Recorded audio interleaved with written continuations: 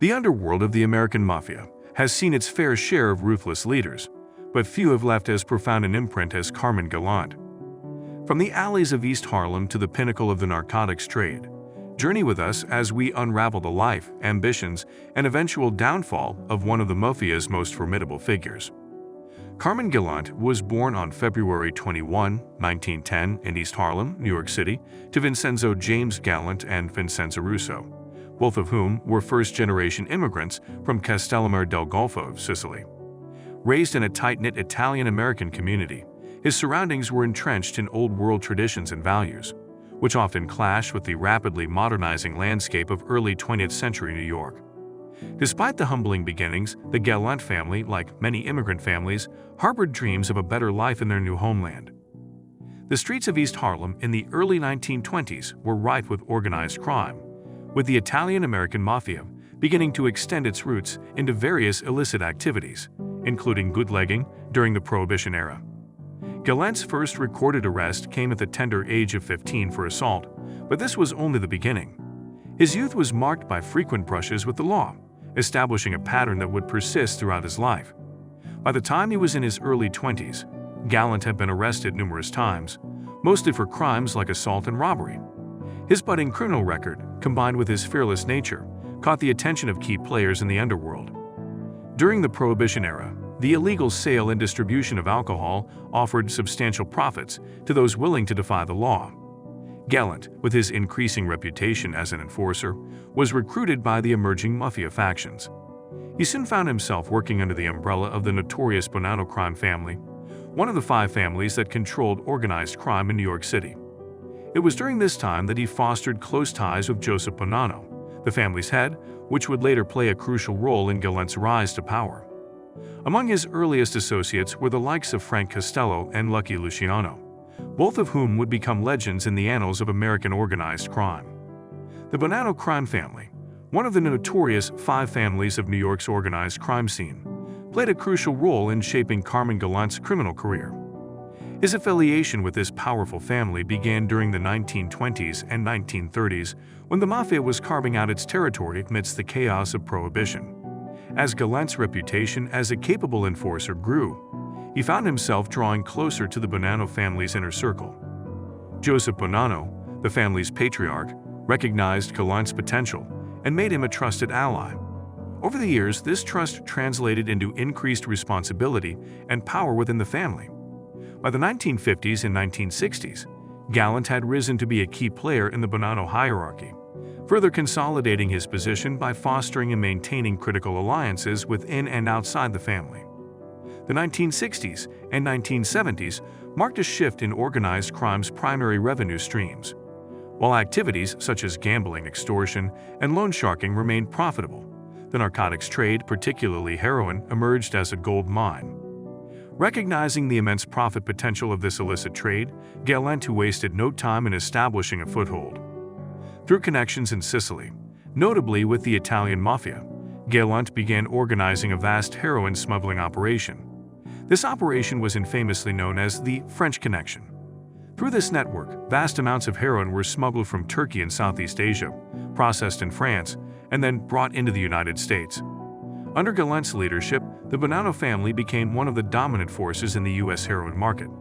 His operations brought in millions, positioning him as one of the most influential narcotics traffickers of the time.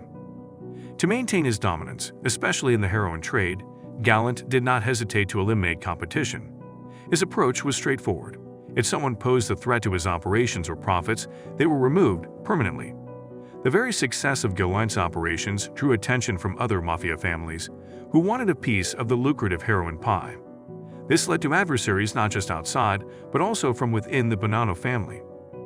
Buoyed by his successes, Galante harbored ambitions of being the uncontested leader in the U.S. heroin market, often referred to as the heroin czar.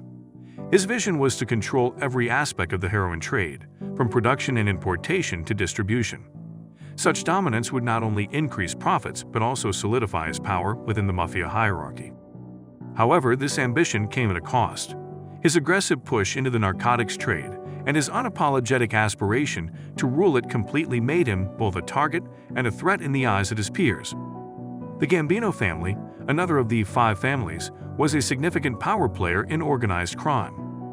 Under the leadership of Carlo Gambino and later Paul Castellano, the family had its interests, which at times intersected and conflicted with Galante's operations.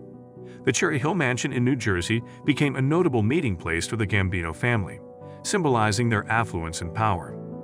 As the heroin trade's profits became evident, the Gambinos naturally sought their share, leading to inevitable clashes with Galante's operation. The two families, once operating in parallel domains, found themselves on a collision course. The underlying tension between Galante and the Gambinos wasn't solely based on the drug trade. Historical grievances, territorial disputes, and Galante's blatant disregard for mafia traditions and protocols intensified the friction. Galante's ruthlessness and ambition did not sit well with the old guard of the Gambino family. They viewed him as a maverick who was upsetting the established order of the underworld. There were murmurs of dissent, and some of Galante's closest associates in confidence began discreetly distancing themselves. The seeds of betrayal were sown not just by Galante's adversaries from other families, but by those he considered loyalists within his own ranks. The internal strife made it clear. Galante had friends, but he also had enemies cloaked as allies. On July 12, 1979, Carmine Galante met his end in what would become one of the most infamous mob hits in history. He was dining at Joe and Mary's Italian-American restaurant in Bushwick, Brooklyn, accompanied by his bodyguards. Without warning, 3 ski-masked men entered the establishment. In a hail of bullets, Galante, along with 2 others, was killed. A lasting image from that day, captured in photographs, was Galante's lifeless body, a cigar still clenched between his teeth. The brazen daytime assassination sent shockwaves through the mafia community. It was clear that this deed had the blessings of powerful figures in the underworld. The implications were immediately evident.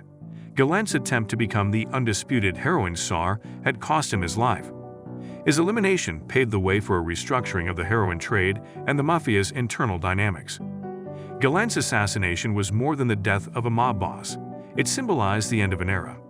Following his demise, a power vacuum emerged, leading to shifts in the dynamics of the American Mafia. The Bonanno family, having lost its fiercest leader, faced internal strife and external pressures. This led to a decline in their influence, making way for other families, particularly the Gambinos, to further solidify their positions. Galante's focus on the narcotics trade had opened the floodgates, and in the aftermath of his death, the heroin market saw a surge in players, leading to increased competition and further violence. The business-first mentality that Galante had championed became even more pronounced among mafia families. Thanks for joining us on this journey into the underworld. If you found this deep dive fascinating, give us a thumbs up, and don't forget to subscribe to LPG Syndicate for more riveting tales from history. Until next time,